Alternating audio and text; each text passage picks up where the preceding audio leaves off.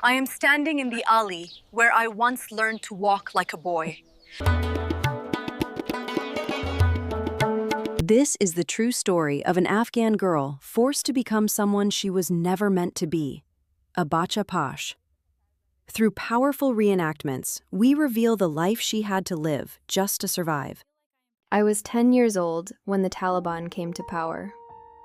My school is closed, and my world changed forever. My father was killed by Taliban when I was 8.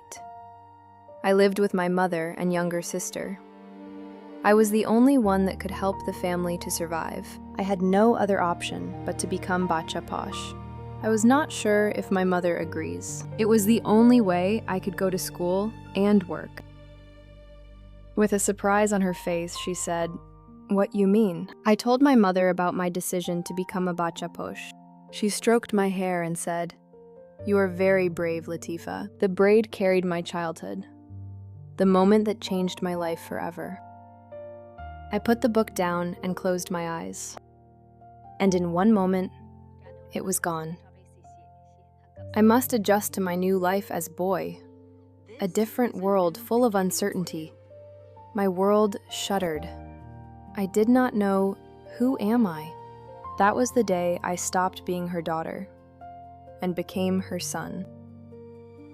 The first thing I learned was how to wear someone else's life.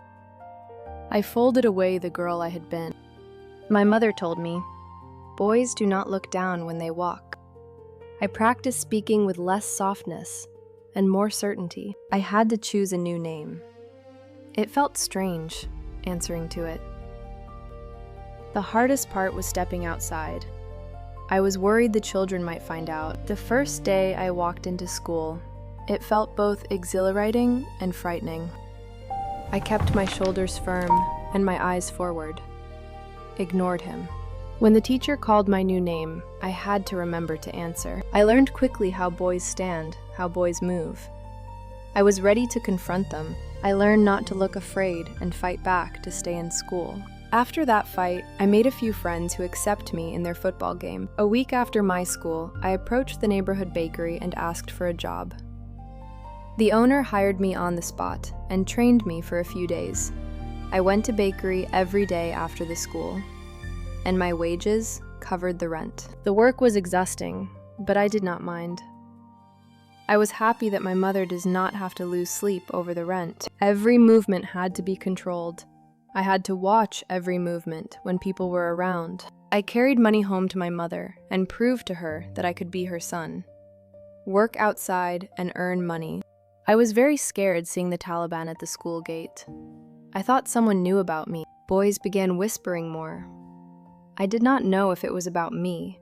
I felt their eyes searching, and I wondered what they saw. Rumors do not need words. They travel in silence. She understood before I did. If they discovered I was a girl, my punishment would be severe. My mother said, "We cannot stay. It is no longer safe for you. We must leave." I was shocked, but I did not argue.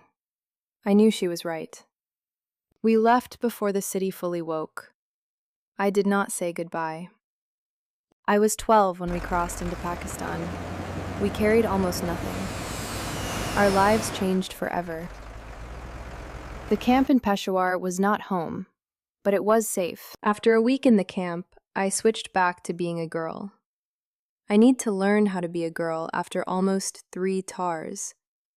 It looked very awkward, but after a few weeks, I found the person I was 3 years ago. Soon after our arrival to the refugee camp, my sister and I both attended a refugee camp school. I was thrilled, not worrying if someone knew about my secret. Making dough and baking it was my favorite time. I baked some family's dough in the refugee camp. Everyone in the camp loved my bread. We did not have much, but we had some safety and freedom. After we settled in the camp, we tried to find my uncle, who came to Pakistan a couple years ago to flee Taliban. After much search, we found someone who knew him. We rented a rickshaw and driving through the busy Peshawar market to see my uncle. We were so happy to see our uncle. We talked for hours about our lives in Kabul and a month here in refugee camp. He already applied for asylum to the United States. He said he's going to take us next week to the United States Embassy in Islamabad to apply for asylum for us. We returned to our camp that day and thrilled to find our uncle, and couldn't wait to go to American Embassy next week. A week later, my uncle came to the camp, and we were on our way to Islamabad to go to American Embassy. After we arrived in Islamabad, we checked into our motel close to the American Embassy and went shopping to buy new clothes for the interview. I was overwhelmed by the emotion of thinking moving to America. My childhood in Afghanistan played in my head like a movie. The next morning, we got into a taxi and went to the American Embassy. After waiting a few hours, an American officer directed us to an office where an American embassy official interviewed us and said we would hear from them in the next few months. We returned to our camp and had a delightful dinner that night.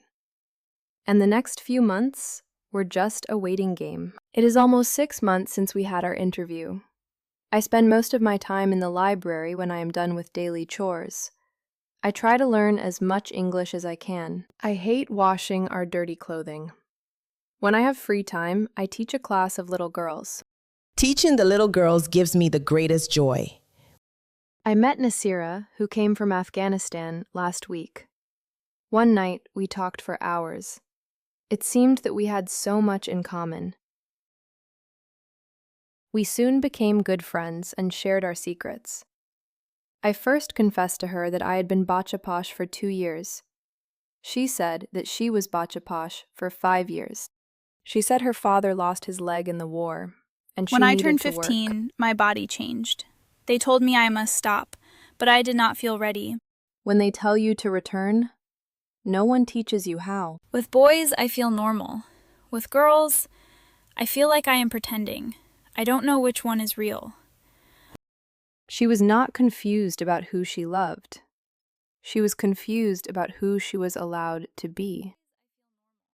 They think when I become a girl again, everything will return. But something changed inside. I feel empty sometimes. For years, we had been rewarded for strength, for silence, for not crying. When the pretending ended, the silence stayed. They will want me to marry. I do not know how to be someone's wife. I don't even know how to be myself. Bacha Posh is not a rebellion. It is not a desire. It is survival. But survival leaves marks. I was 13. I had just stopped being a boy. I wondered if the boy in me would disappear or stay quiet. In the camp, I began to understand that Bacha Posh does not end the same way for everyone. After a year in the refugee camp, we were accepted as refugees to the United States. That night, I had a long conversation with Nasira. We hoped that we connect again. The next morning, she came to our tent to say goodbye. That day, we drove to Karachi and stayed at a motel near the airport. 2 days later, we flew to the United States. At 13, I thought distance would solve everything. I did not yet understand that some questions travel with you. In March of 2001, we arrived at the San Francisco airport. We were picked up by our sponsor and brought to a small apartment they rented for us in Fremont.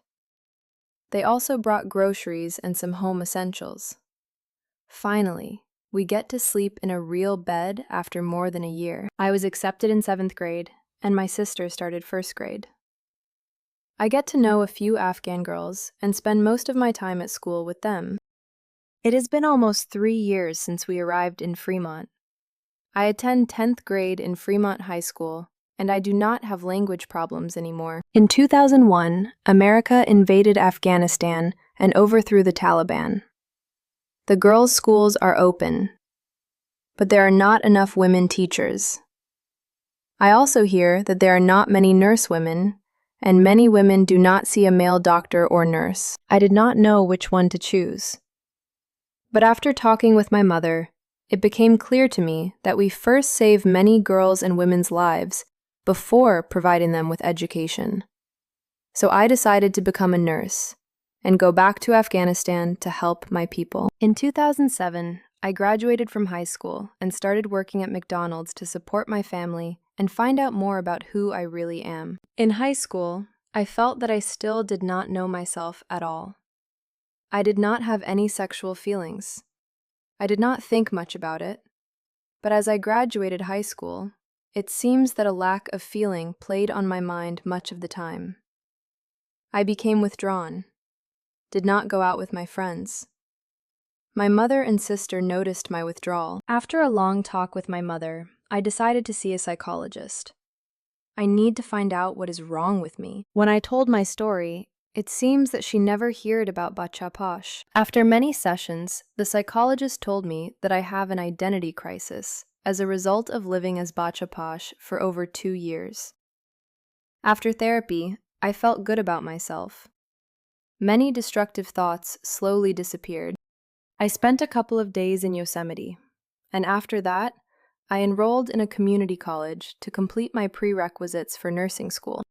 While in my last year of college, I applied to a nursing school and will start nursing school in 6 months. In 2010, I started nursing school, and after 3 years, I graduated and began my job at a local hospital.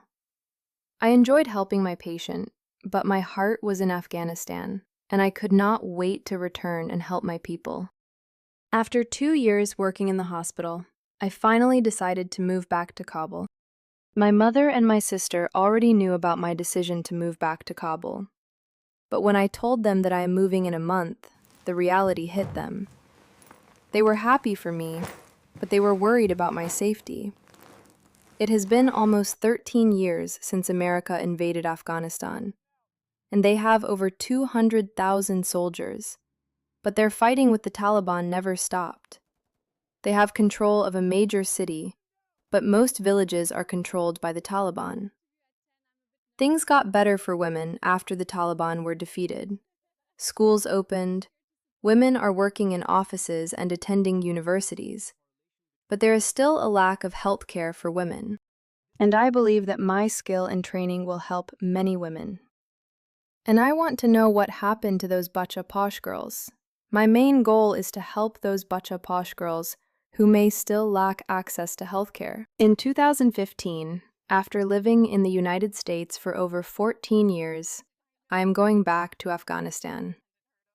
It was difficult to say goodbye, but I knew it was the right decision for me. After 2 days and 2 stops, I landed at Kabul airport.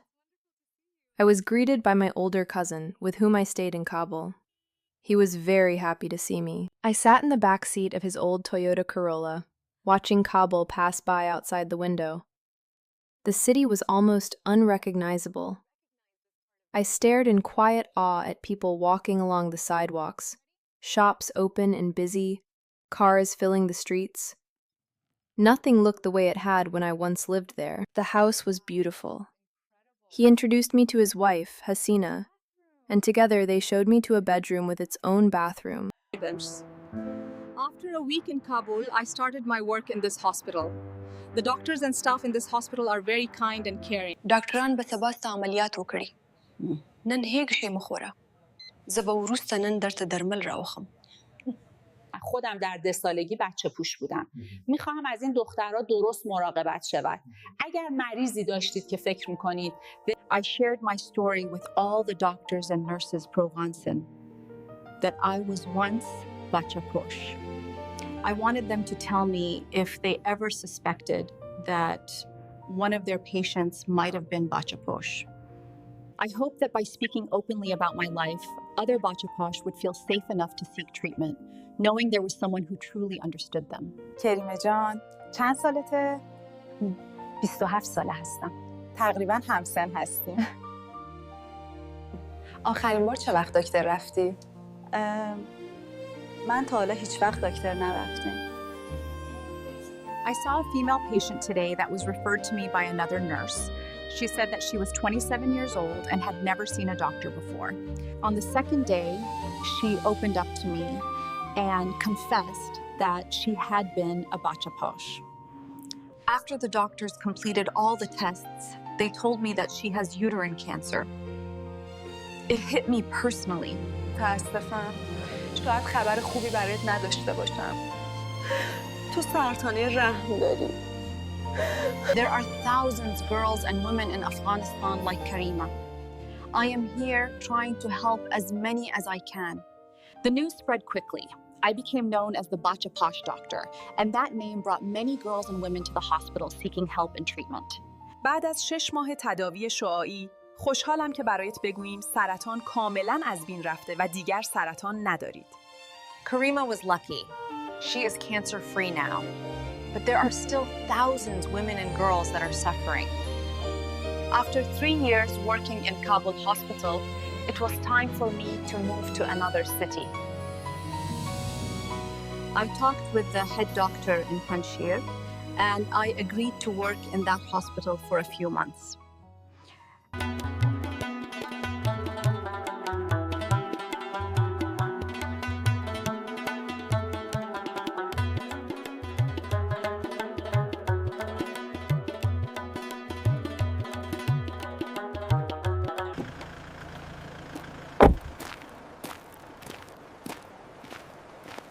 دا روغتون د کابل په پرتله ډیر ساده دی خو موږ کار پرې چلو. دا خیلی لکه جنت دی.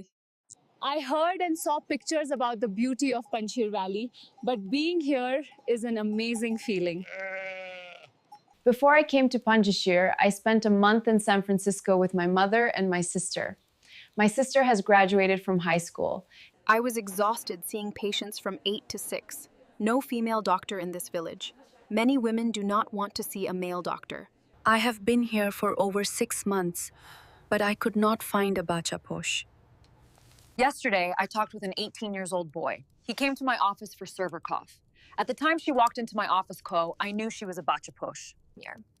I told her that I had once been Bacha Posh. She relaxed a little, and after a few more questions, she finally admitted. چند سالته؟ 18 سالمه. از چه وقت به اسم پسر زندگی میکنی؟ از وقتی که به دنیا آمدم. از همان اول؟ وقتی من به دنیا آمدم، پدر و مادرم از قبل 3 دختر داشتن. این برای فامیل شرم و بی احترامی حساب میشد. به همین خاطر مجبور شدند به مردم بگویند که طفل 4 مشان پسر است. Long before the Taliban, some Pashtun families followed a code known as Pashtunwali, a tribal code of honor. In some communities, having only daughters could bring social shame. To protect family dignity, a daughter might be raised as a son from birth. For some Bacha Posh, the role ends at puberty. For others, especially those raised as boys from birth, the transition back can be complex. It is not rebellion. It is not ideology. It is survival shaped by culture. اگر حالا زن شوم، پس من کی هستم؟ He said, if I become a woman now, who am I? In 2018, I moved to Panjshir. I thought it would be temporary, just another posting. I didn't know it would change my life.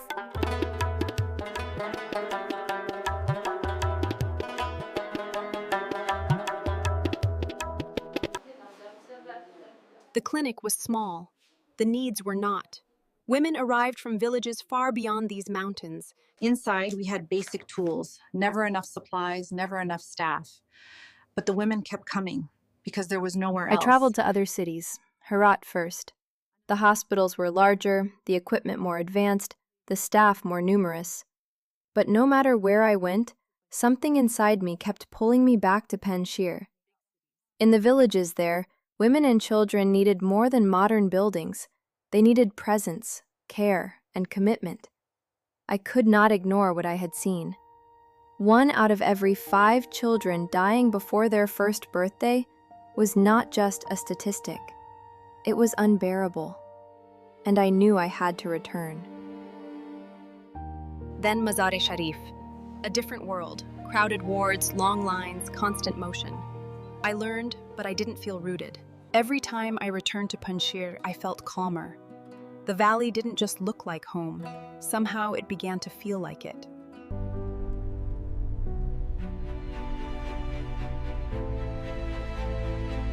I came to help Bacha Posh.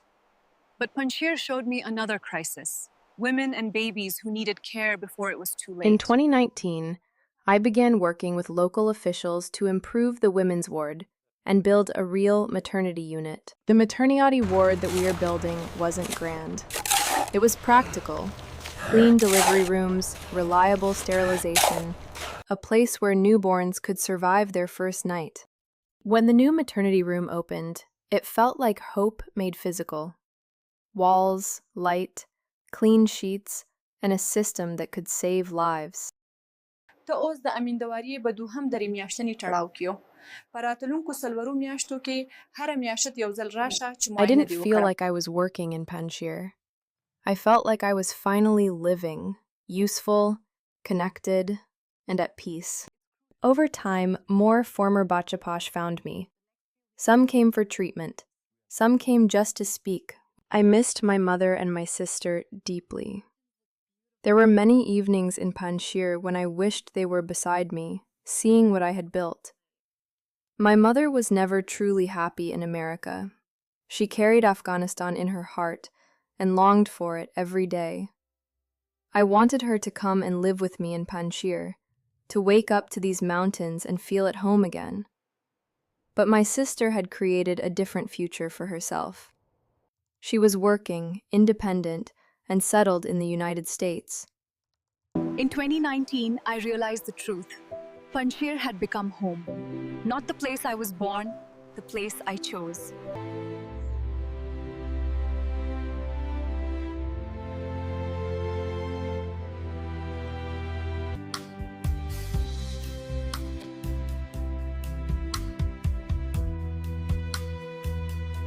I still served in other cities when needed, but every assignment ended the same way. I returned to Panjshir. Each healthy newborn felt like a promise kept. In Panjshir, survival itself became a kind of victory.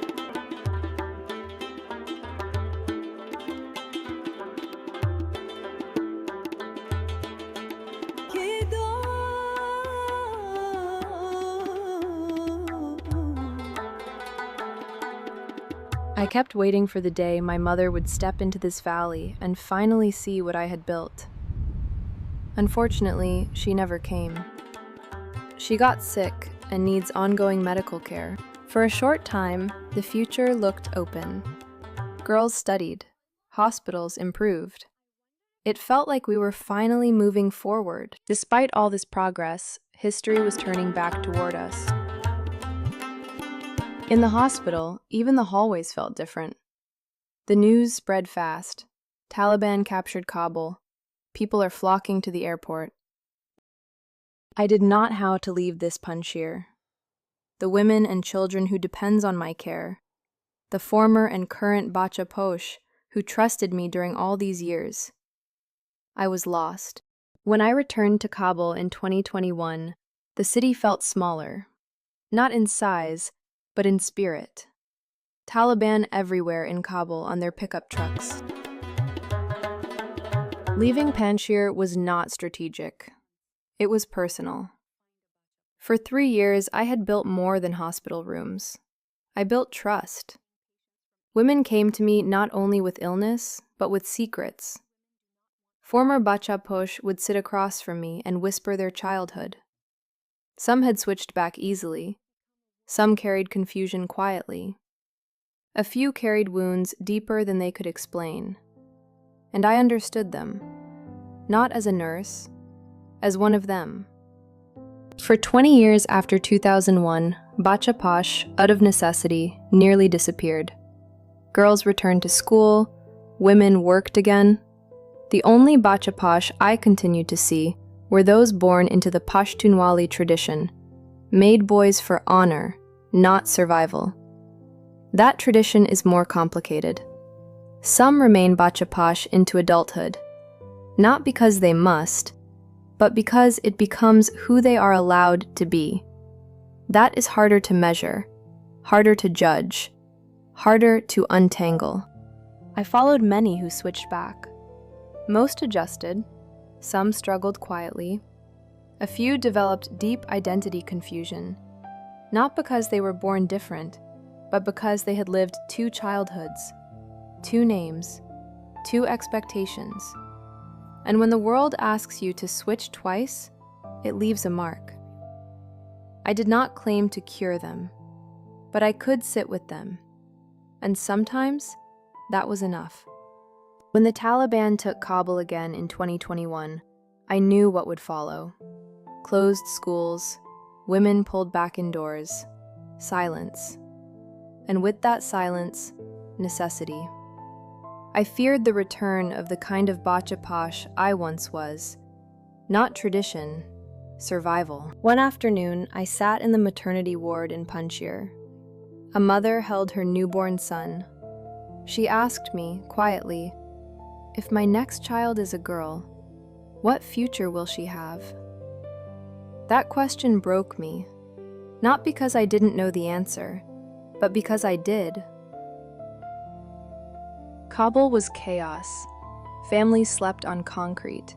People waited days just to reach the gates. It took 2 days for me to reach the airport from the center of the city. 2 days of heat. 2 days of fear. 2 days of watching history close in. But my heart was not in Kabul. It was still in Panjshir. My story began with a braid on the floor. It ends with a question. What does it mean to ask a child to live as someone else, just to survive? Bacha Posh is not an identity. It is an adaptation. It is resilience under pressure. Most girls switch back. Some carry confusion. A few carry scars. And all of them deserve to be seen. I was Bacha Posh once. I became a nurse. I returned home. I left again. But the girls are still there.